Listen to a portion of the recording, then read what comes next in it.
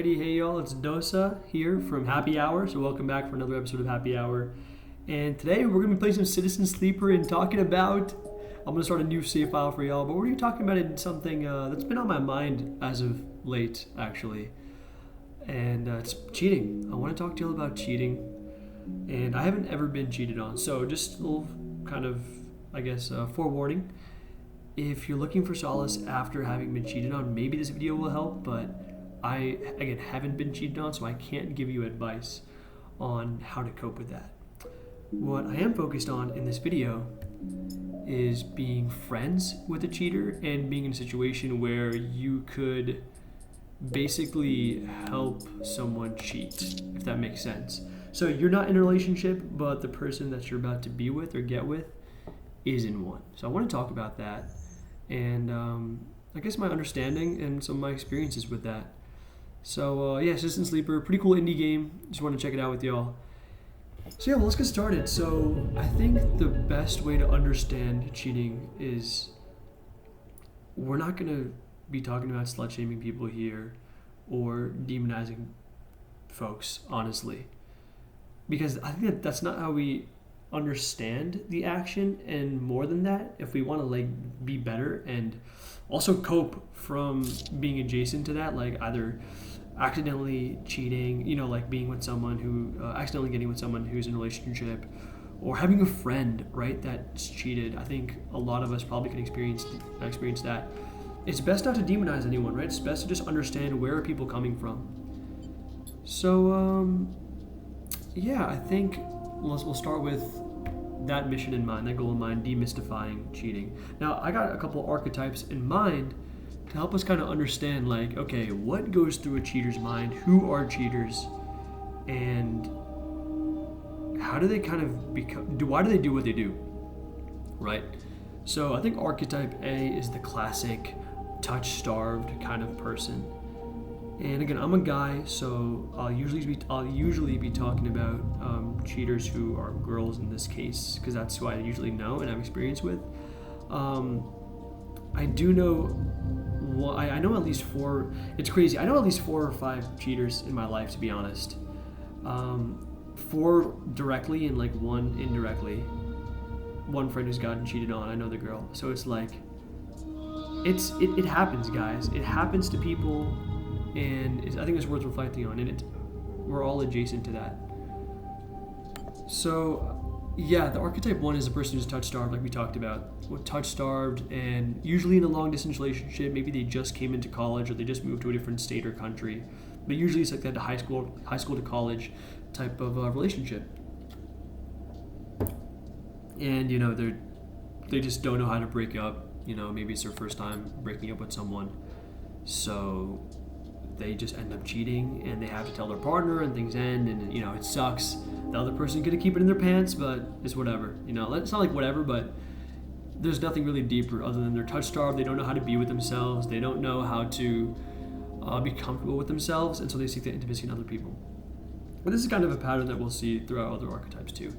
Now, speaking of college, the second archetype, and this is someone that I know that happened, is the peer pressure, the hyper-masculine kind of archetype. So generally speaking, again, this happened to one of my friends from high school who went to college. His name was T. We'll call him T. He was in a frat, and all of his frat brothers, he got with this, he was dating someone who was in a sorority, I think, and all of his frat brothers, he told me, and he's like a religious Catholic guy too. Excuse me. So it was really funny when I heard this, really religious Catholic guy, politically conservative, and he's like, all my bros were telling me to cheat on my girlfriend, and I kept trying to resist, but one night at a party, bro, I just ended up fucking doing it. And I think he either did it once, I think he maybe did it once, or maybe he did it multiple times, but he did cheat, and he's like a religious type of guy, but the streets got to him. Now, all's well that ends well, the girl was also cheating on him too, and that's why his frat bros were telling him to cheat, because they knew she ain't shit, but he didn't know it at the time, so he did cheat. Pretty crazy stuff. And so I think that's one where you're in a new environment, you're trying to prove yourself, you're in a party or hyper masculine type of environment, hypersexualized environment, and one way to prove yourself is to kind of subvert relationship expectations. And the last archetype is basically someone who is, how do I say this? They're broken. I mean, honestly, all these archetypes are broken, but they're broken and they're in a broken relationship and they don't know how to get out of that relationship. They don't know how to get out. And honestly, like, I didn't tell you guys this in the beginning of the video. I'll just tell y'all now. The reason why this has been on my mind is because one of my friends I really recently learned is archetype 3, is this aforementioned archetype. And it really hurts because they're a very close friend of mine. And we'll get to that later, and the morality of being friends with a cheater and all this stuff and what you can do. But that person who's in a really broken relationship, like, it's hard to blame them, but they still did a wrong thing. They reacted to a poor situation equally poorly. So that's kind of why I'm even making this video, just to get my thoughts out there. But yeah, so this is, again, from the girl's perspective. Like, maybe, you know, the girl is really feels trapped. And if you're a guy out there and your girl has maybe cheated on you and you're kind of wondering, like, there's no closure, and you're wondering, like, wait, why did this happen? Like, I told her how much I loved her. I told her how much the relationship mattered to me. Well, given my experience and, like, my understanding of the situation, if you threaten to, you know, kind of hurt yourself, or you constantly are telling your girl that, hey, like, this relationship means the world and I'm nothing without it, that's one way to make your girl feel trapped. And people who feel trapped, who feel like they have no other option, they will seize the opportunity to exercise their free will. And exercising their free will can sometimes mean, you know, and breaking out of that constraint of the relationship, that can just mean, hey, I'm just gonna cheat. Like, fuck it, I can't, there's no recourse in this relationship. I have to fucking cheat. I have to see what else is out there. I have to hurt myself, hurt the relationship, hurt my partner, because I've been given no other option. I can't bring up my dissatisfaction in a healthy way. So if you're one of those guys that's like threatens to basically jump off a cliff if the relationship's gonna end, you are trapping your partner, and if they cheat, don't be surprised. I actually had a friend who was like that too, and it was really unhealthy, and I didn't understand it at the time, but in hindsight, I really wish I had talked to him and been like, yo, what the fuck is wrong with you for saying that shit to your girl? So yeah, those are the 3 archetypes, and hopefully that gives y'all a better understanding of, like, what a cheater is. And I say cheater because usually, like I've mentioned before, people who cheat are fundamentally flawed, and there's, like, a fundamental brokenness in their outlook on romance. I think, so I said I knew 4 cheaters. I said I knew 5 cheaters. 4 out of those 5 did not come from a 2-parent household. I'm pretty sure, like, 4 out of those, maybe I know 6. I know a lot of cheaters, but out of the 5 that I, like, personally, like, quite well know, I think 4 of them did not come from a 2-parent household. Like, it's that serious, right?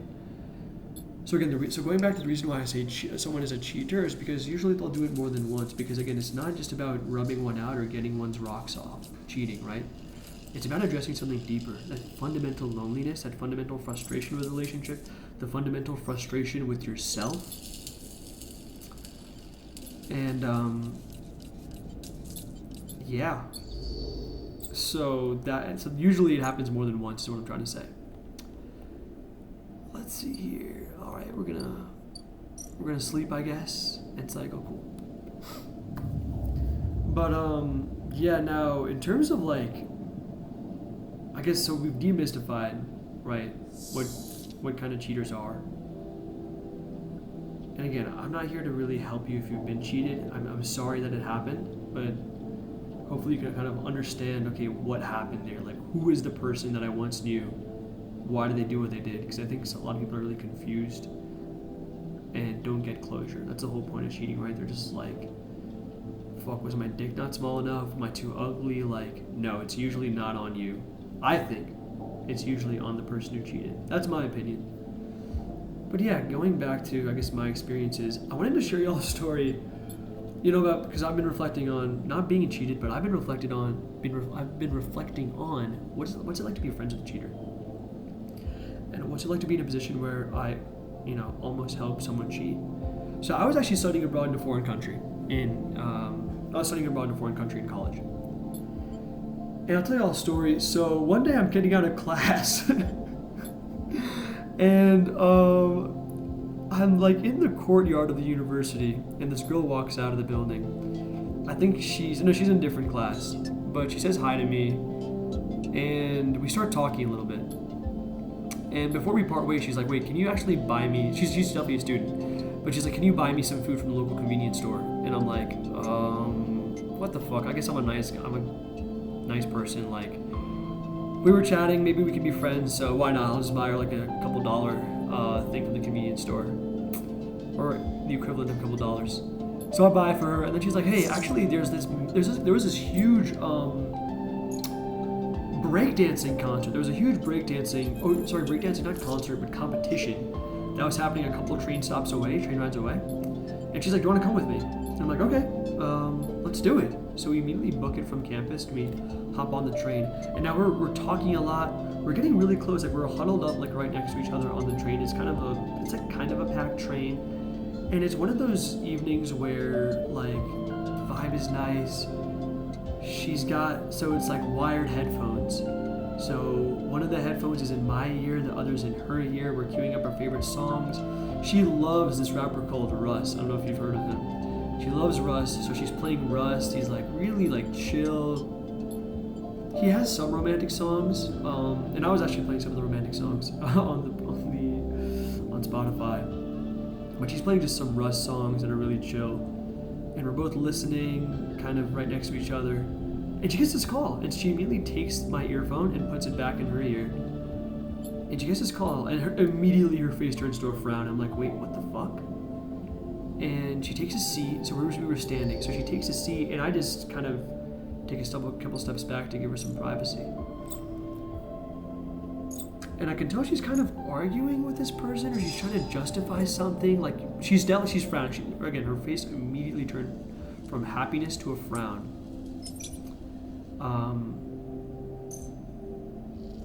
It was weird. And so basically the call ends, and I ask her what's up, and she's like, "Oh, it was my boyfriend." I'm like, "Oh, okay, she's got a boyfriend." So I cool it.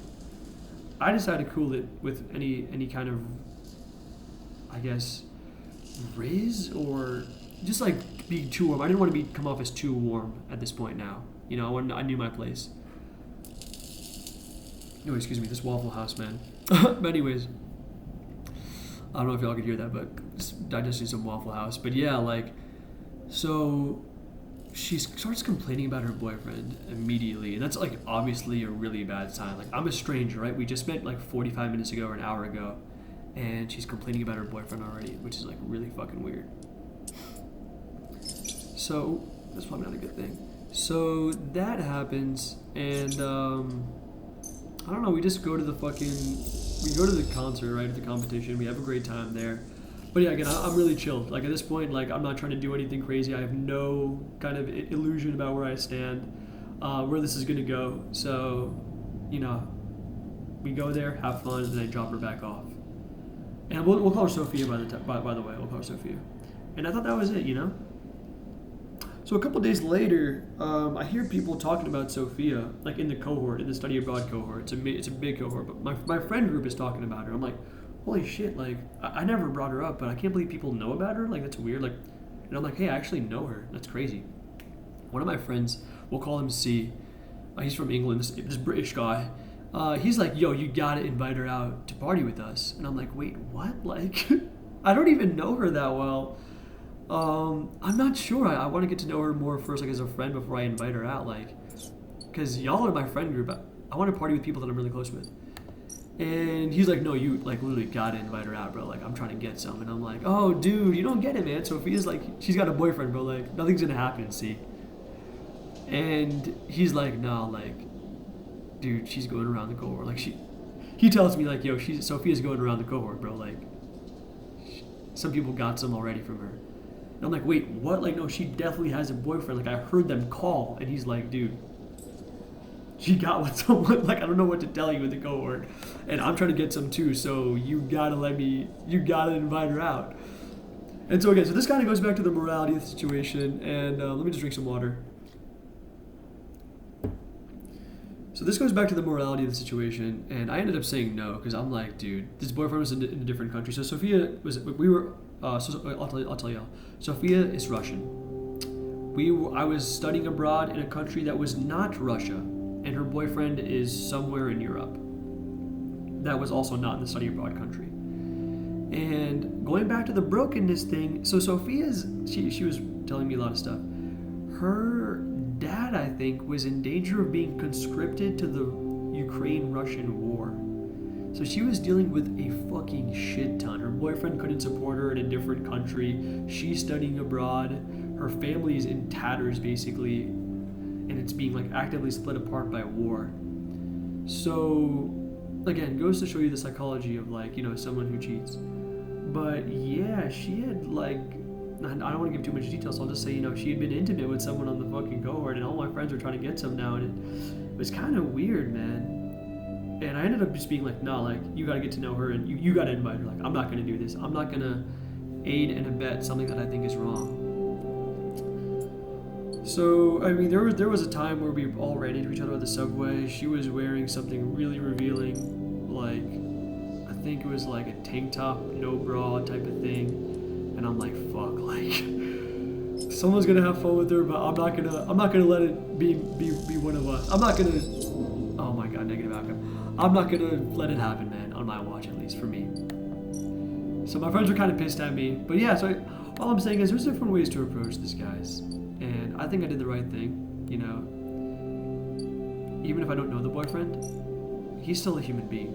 And he fucking deserves to not be like, okay, I'm fucked there. He deserves to get some closure in some sense, and, he deserves to trust the people that she's with. That's all I'm going to say. Everyone deserves to trust people that they send their loved ones to. Oh, nice, the bright market. Local knowledge. I mean, I'm fucked. I gotta go to sleep, bro. I think I'm cooked. I think I'm... I'll steal a dog plants. Fuck it. But yeah, you know, people... Oh my fucking god, this is so... Oh my god. Down bad. Down bad. I'm running. Fuck it. I know I'm gonna get... Fuck me. God damn it. But yeah, like, everyone deserves to know that their loved ones are safe in a stranger's hands, and I just didn't want to be that stranger that decides to take advantage of a delicate situation and a delicate person. But yeah, there are people that do that, man. There are definitely people that do that, trust me. Holy shit. But again, it always takes two to tango, so keep that in mind. But yeah, guys, I think that's basically all I wanted to talk about. I think, again, the morally right thing to do is to try to not involve yourself in the situation. I've talked to some friends, and they said that if they knew the person that was being cheated on, they might tell. But I find that it's usually best not to tell. Here's why. Because the most recent situation, my friend, again, cheated on her boyfriend, and I happen to know the boyfriend. Now, the boyfriend doesn't like me, and for separate reasons, we're not fond of each other, but that's not the reason why I'm not telling him. The reason is because, again, this falls into archetype 3, where the friend, felt very trapped in the relationship, and the partner, her boyfriend, threatened to, like, hurt himself, let's say, if the relationship ended. So what this goes to say is, so they ended up breaking up, by the way. They ended up breaking up, but he's never going to know that she cheated. And the reason is, and I'm not going to tell him that because, and I advise you not to get yourself involved in sticky situations, but instead to avoid it entirely, which means not cheating with someone, but also not being engaged with cheaters, is because you never know how someone's going to crash out. You know, they probably won't blame you. They probably won't shoot the messenger, but they might. But a lot of people say, but yeah, moving on from that, a lot of people say the famous quote, knowledge is power. At the end of the day, power is not inherently a good thing, in my opinion. It usually depends on the person who wields it, right? So if someone cannot handle that sense of power, that gravity of the truth, and they're going to crash out, they're going to hurt themselves or hurt other people, I'm just going to submit. Fuck it. then it's probably not worth telling them. It's probably letting them, letting the relationship's going to die. That's the outcome that was necessary, right? That was what we all wanted, that the relationship to die, no more cheating to happen, and everyone goes about their business. You know what I mean? I think it's not worth ruining someone's life or perception of themselves and love over a one-time thing. That's my opinion, again, because you never know how someone's going to crash out. This is my experience. I've seen people face into the abyss over this kind of stuff, and I don't want this kind of knowledge is power idea to push them over the edge, because you have to be ready to handle the power. You have to be mature enough to understand that it's on the cheater, fuck them, but it's not fuck you, and it's not fuck life, and it's not fuck love. It's just fuck the cheater, and you move on. But if you can't handle that, if you've pedestalized your partner, you pedestalized the cheater, and you put yourself down and you can't handle the truth, right? Like the movie says, I think it was A Few Good Men, you can't handle the truth, then you just can't handle the power. You're not ready for that. Again, that's just my opinion. But yeah, that's basically it for me. I hope this helped y'all. It's a subject that's kind of talked about, kind of, swept under the rug. I try to talk about it as real as I can. I know I can't give y'all all the answers, but I just wanted to speak my truth and what I've experienced. So, yeah, have a great, rest of your day, and have a happy hour.